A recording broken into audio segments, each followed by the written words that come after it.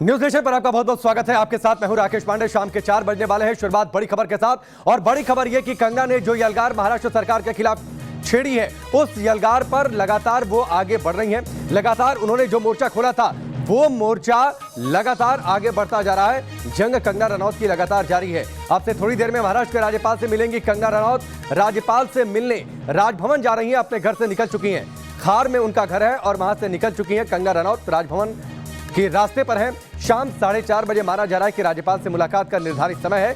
दफ्तर में तोड़फोड़ की शिकायत कर सकती हैं। जिस तरीके से पाली हिल में बेंगलुरु नंबर 5 में उनके दफ्तर पर तोड़फोड़ की थी बीएमसी की टीम ने, उसकी शिकायत कर सकती हैं। और आपको यह भी बता दें कि इससे पहले राज्यपाल भगत सिंह कोश्यारी अपनी नाराजगी जता चुके हैं महाराष्ट्र सरकार पर। जिस तरीके से बीएमसी ने कार्रवाई की थी, जिस तरीके से बीएमसी ने तोड़फोड़ की थी, उस पर राज्यपाल पहले ही अपनी नाराजगी जता चुके हैं। यह अब से थोड़ी देर पहले की तस्वीरें हैं जब कंगना रनौत अपने खार के घर से निकली, राजभवन के रास्ते पर हैं।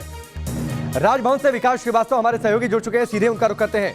विकास, 4:30 बजे का समय जो निर्धारित है कंगना रनौत और राज्यपाल की मुलाकात का, जाहिर सी बात है शिकायत तो करेंगी कंगना रनौत, लेकिन जो जंग उन्होंने छेड़ी है महाराष्ट्र सरकार के खिलाफ, माने कि उसका ये एक अगला स्टेप। बिल्कुल राकेश, देखिए जो जिस जंग की शुरुआत हो चुकी है अब उसे अंजाम तक ले जाना चाहती है कंगना, और इसीलिए अब से थोड़ी देर बाद जो है कंगना का पूरा काफिला जो है वो मुंबई के राजभवन पहुंचेगा। महाराष्ट्र के राजभवन, यहाँ पर इस वक्त मैं मौजूद हूँ। आप देख सकते हैं यहाँ पर हलचल काफ़ी बढ़ गई है। ये उनके काफिले की गाड़ियाँ जो है धीरे धीरे पहुँच रही हैं। सुरक्षा व्यवस्था का यहाँ पर जायजा लिया जा रहा है। एक एक गाड़ियाँ चेक हो रही हैं। पुलिस का डिप्लॉयमेंट यहाँ पर आप देख सकते हैं कितनी बड़ी संख्या में यहाँ पर पुलिस है। दरअसल कंगना को सिक्योरिटी तो मिली हुई है, लेकिन पुलिस भी अपनी तरफ से ये सुनिश्चित कर रही है कि यहाँ पर कोई राजनीतिक द्वंद्व ना हो जाए, शिवसेना के लोग यहाँ पर ना आ जाएं। जिस तरीके से शिवसेना को कंगना को शिवसेना की तरफ से धमकियाँ मिली हैं, तो उनसे भी प्रोटेक्ट करना यहाँ पर इनकी जिम्मेदारी बनी हुई है। लेकिन कंगना शिकायत के मूड में है।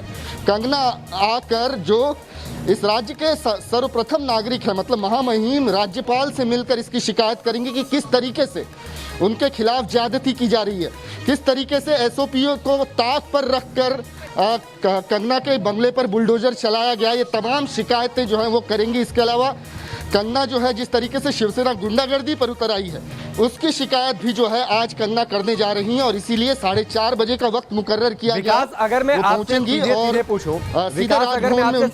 पूछूं, कंगना रनौत की वो 3 बड़ी बातें, 3 बड़ी नाराजगी जो राज्यपाल के सामने रखेंगी, 3 पॉइंट्स का क्या अहम हो सकते हैं कंगना की ओर से? देखिए, सबसे पहली तो उनकी नाराजगी है कि उनसे बदले की भावना दिखाते हुए उनके बंगले पर बुलडोजर चलाया गया। उन्हें मौका नहीं दिया गया ताकि वो जवाब सौंप सके, या फिर अगर कोई चीज़ कदाचित अवैध थी भी तो उसे और उसका पुनर्निर्माण किया जा सके, उसे करेक्ट किया जा सके, इसका मौका उन्हें नहीं दिया गया है। महज 48 घंटे में बीएमसी अपने लाव लश्कर के साथ वहाँ पर पहुँच जाती है और पुलिस संरक्षण में।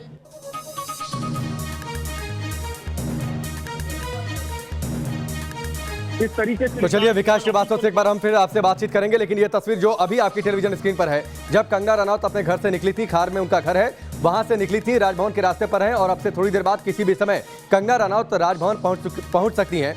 विकास श्रीवास्तव लगातार वहां से मौजूद हैं, उनसे हम बातचीत भी करेंगे। लेकिन जो 3 बड़ी बातें जिसका जिक्र विकास कर रहे थे, पहली तो कंगना रनौत की महाराष्ट्र सरकार के खिलाफ यही शिकायत होगी कि उनके खिलाफ अपमानजनक शब्दों का इस्तेमाल किया गया, उनके दफ्तर को तोड़ा गया, अवैध तरीके से तोड़ा गया। तरीका अवैध इसलिए क्योंकि हाईकोर्ट ने पहले ही आदेश दे रखा था कि राज्य भर में कोई भी डिमोलिशन का काम 30 सितंबर तक नहीं होना चाहिए। ऐसे में हाईकोर्ट के आदेश की भी अनदेखी कर उनके दफ्तर को तोड़ा गया, उनके दफ्तर में तोड़फोड़ की गई।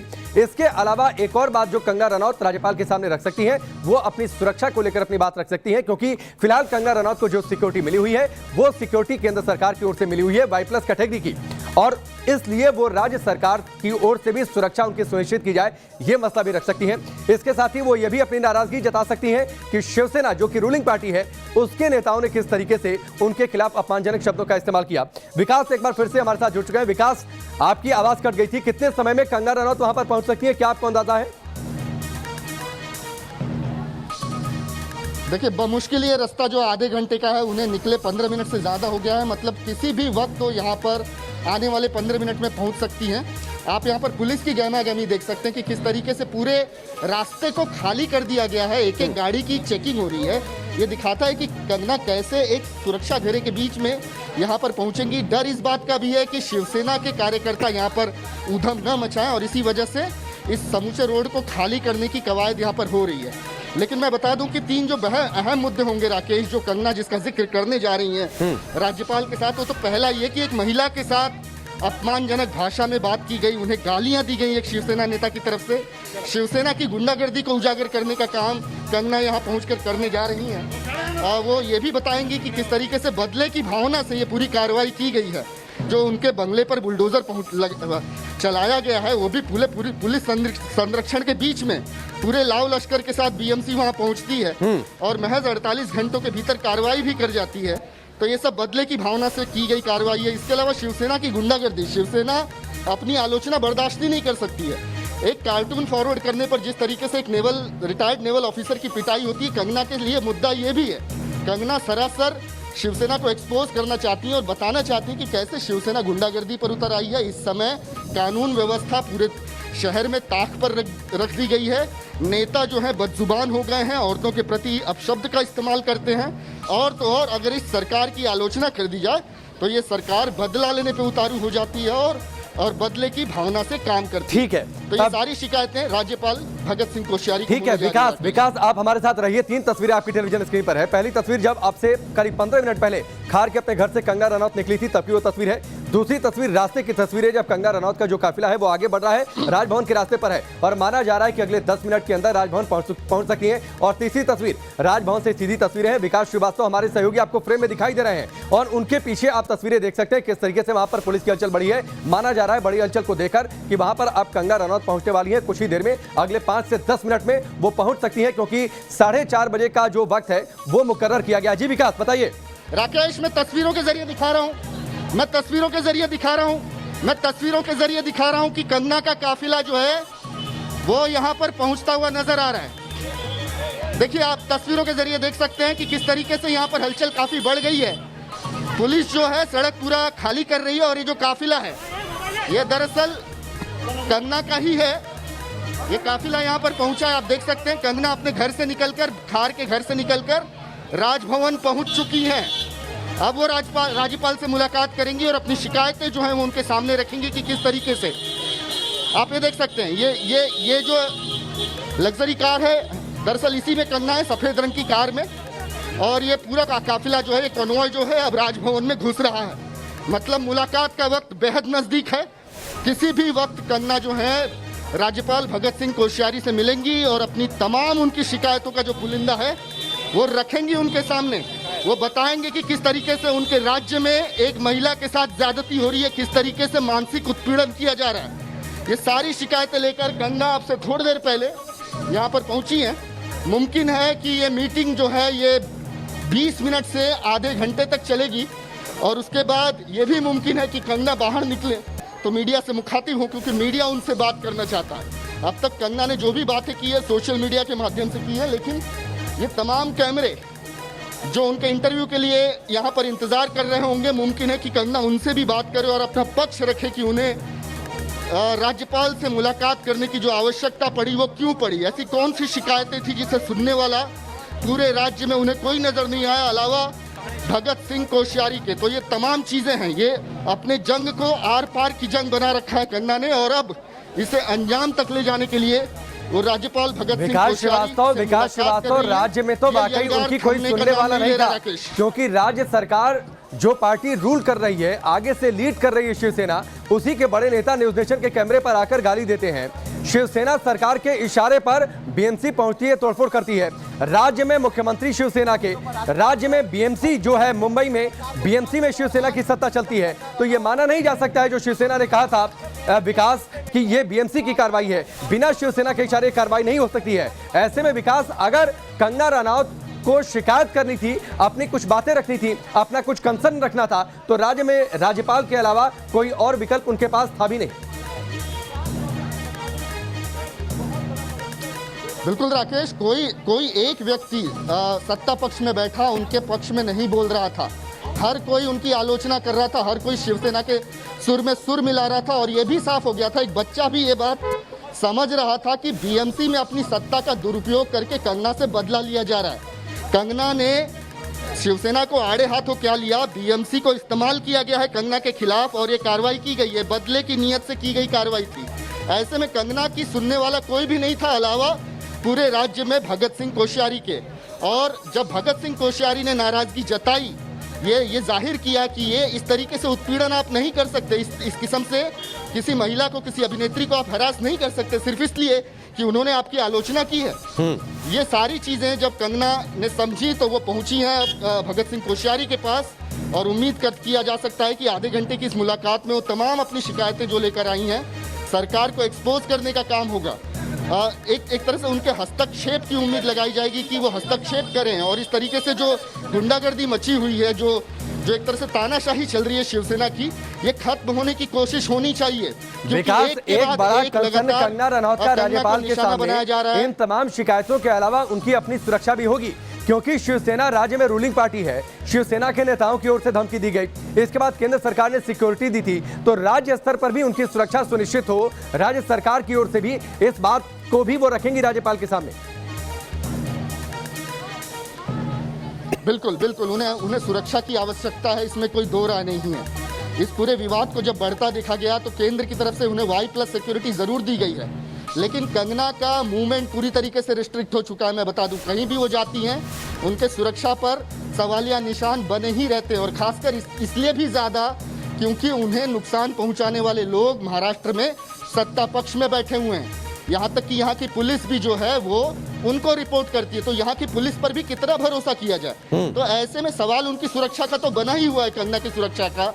मुमकिन है कि कंगना ये मुद्दा भगत सिंह कोश्यारी से कहें और इस बात की गुजारिश करें कि उन्हें एक भरोसेमंद एक स्क्वाड दिया जाए जो उनकी सुरक्षा में हर समय तैनात हो, ताकि वो मूवमेंट कर सके। उन्हें क्वारंटीन से तो एग्जम्प्ट कर दिया गया है, लेकिन वो घर से निकले तो भला कैसे निकले, क्योंकि यहाँ पर तो हर जगह पर शिवसेना की गुंडागर्दी देखने में आ रही है। जो पुलिस है उस पर भी भरोसा नहीं किया जा सकता, पुलिस तो जो है सरकार के हाथों की कठपुतली है। तो ये तमाम मुद्दे जो हैं वो भगत सिंह कोश्यारी से जब इस पर चर्चा होगी, ये गुजारिशें की जाएंगी, ये शिकायतें रखी जाएंगी, तो मुमकिन है कि भगत सिंह कोश्यारी इसका संज्ञान ले और राज्य सरकार को निर्देश दें कि एक महिला की सुरक्षा को सुनिश्चित करने का काम इस समय महाराष्ट्र सरकार की नहीं विकास तो, लेकिन महाराष्ट्र सरकार इस पर कुछ बोलेगी, कोई कार्रवाई करेगी? क्योंकि उद्धव ठाकरे प्रेस कॉन्फ्रेंस में आए, कोरोना को लेकर उन्होंने बातचीत की, उन्होंने ये जरूर कह दिया कि महाराष्ट्र को बदनाम करने की साजिश रची जा रही है। कंगना रनौत के सवाल पर वो जवाब देने से बचते नजर आए। उन्होंने कहा कि वक्त आएगा तो मैं बोलूंगा। सवाल ये उठता है कि वो वक्त आएगा कब और कंगना रनौत के मसले पर वो चुप क्यों रहे? क्या राज्यपाल के हस्तक्षेप के बाद सरकार इस मसले पर एक्टिव होगी? ये तमाम तो बड़े सवाल हैं जो अभी अपने जगह बने हुए हैं। जी बिल्कुल, देखिए उनकी चुप्पी की सबसे बड़ी वजह जो मैं समझता हूँ राकेश, वो ये है कि वो ये बखूबी समझ चुके हैं कि कंगना के मुद्दे को हवा देकर, कंगना से पंगा लेकर शिवसेना ने अपनी बहुत बड़ी फजीहत कर ली है। शिवसेना की जितनी छीछी थू इस समय हो रही है वो इसके पहले हमने मुंबई या महाराष्ट्र में नहीं देखी। इस विवाद के बाद जिस तरीके से कंगना को जन समर्थन मिला है और जिस तरीके से शिवसेना ने अपना जनाधार खोया है, खुद मैं कई ऐसे शिवसेना के कार्यकर्ताओं को जानता हूं जो निश्चित तौर पर विकास, पहली बार मुंबई और महाराष्ट्र के इतिहास में ऐसा हुआ है कि मुंबई में शिवसेना के खिलाफ आवाज उठी है, मुंबई में शिवसेना के खिलाफ माहौल बना है। विकास, आप हमारे साथ बने रहिए, यहां पर रुकेंगे एक ब्रेक के लिए और ब्रेक के बाद जब वापस लौटेंगे तो आपको बताएंगे राजभवन के अंदर की खबर।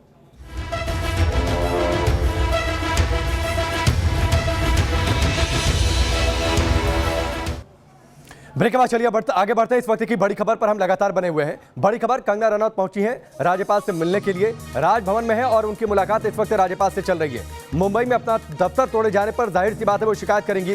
क्या वो बड़ी बातें हो सकती हैं जो कंगना रनौत राज्यपाल के सामने रख सकती हैं? राज्यपाल से अपनी शिकायत के दौरान वो क्या कुछ बातें कह सकती हैं, वो बातें हम आपको बता रहे हैं। मुंबई में अपना दफ्तर तोड़े जाने पर अपनी नाराजगी जता सकती हैं, अपनी शिकायत रख सकती हैं, अपना पक्ष रख सकती हैं और किस तरीके से नियमों की अनदेखी की गई है इसको विस्तार में वो राज्यपाल के सामने रखने वाली हैं। इसके साथ ही शिवसेना के बयान पर वो अपनी बात रखने वाली हैं, क्योंकि शिवसेना के नेताओं ने उनके खिलाफ उलझुल बयान दिए।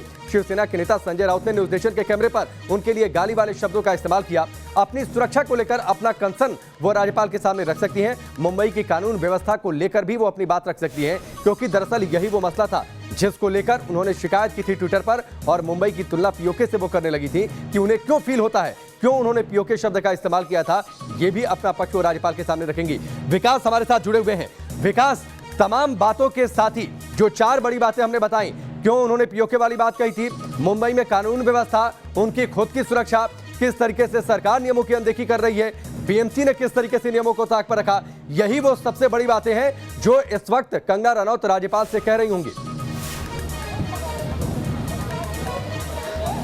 जी बिल्कुल, देखिए उन्होंने इस बात को जस्टिफाई किया कि उनको मुंबई पीओके जैसी क्यों लगती है। वो ये कह रही थी कि एक इन्वेस्टिगेटिंग एजेंसी मतलब मुंबई पुलिस अब ऐसी नहीं रह गई जिस पर ट्रस्ट किया जा सकता है। इसके अलावा जो आज़ादी के नारे मुंबई में लगातार लगते रहे, जो हमने एंटी-सीए प्रोटेस्ट के दौरान देखे, दीवारों पर ग्राफिटी हुआ करती थी, तो ये सारा माहौल उन्हें ये महसूस करा रहा था, इस बात का आभास दिला रहा था उन्हें कि जैसे ये मुंबई वो मुंबई रही नहीं गई है जिसमें वो कभी रहा करती थी। अब ये मुंबई महसूस होती है जैसे एक गुलाम कश्मीर की तरह हो गई है, जहाँ पर जाने से डर लगता है। ये जस्टिफिकेशन उन्होंने दिया है। बावजूद इसको मुंबई अस्मिता का सवाल बनाकर एक इमोशनल कार्ड खेल के शिवसेना ने जिस तरीके से टूल देने की कोशिश की, वो बेमानी था। इसके अलावा जो अपशब्द इस्तेमाल किए गए वो तो कोई भी सभ्य नागरिक बर्दाश्त नहीं कर सकता। एक महिला को आप जिस तरीके से अपशब्द कहते हैं, उसी वजह से शिवसेना की छीछी थूथू भी हमने देखी। तो ये तमाम चीजों की शिकायत विकास साहब, कंगना ठीक है करने जा विकास, रही हैं आप और वहां पर बने रहिए, मेरे साथ नजर बनाकर रखिए, और ये देखना दिलचस्प होगा कि क्या कंगना रनौत राज्यपाल से मिलकर निकलती हैं, जब बाहर आती हैं तो क्या वो मीडिया से बातचीत करती हैं, क्या वो अपना पक्ष, जो बातें उन्होंने राज्यपाल के सामने रखी हैं, क्या वो मीडिया के सामने भी रखती हैं, क्योंकि अभी तक वो ट्विटर के जरिए वीडियो जारी कर अपनी बातें रखती आ रही हैं। मीडिया को भी इस बात का इंतजार है कि खुले तौर पर प्रेस के सामने आकर वो अपनी बातें सामने रखें। फिलहाल रुकेंगे ब्रेक के लिए, बहुत जल्द वापस लौटते हैं।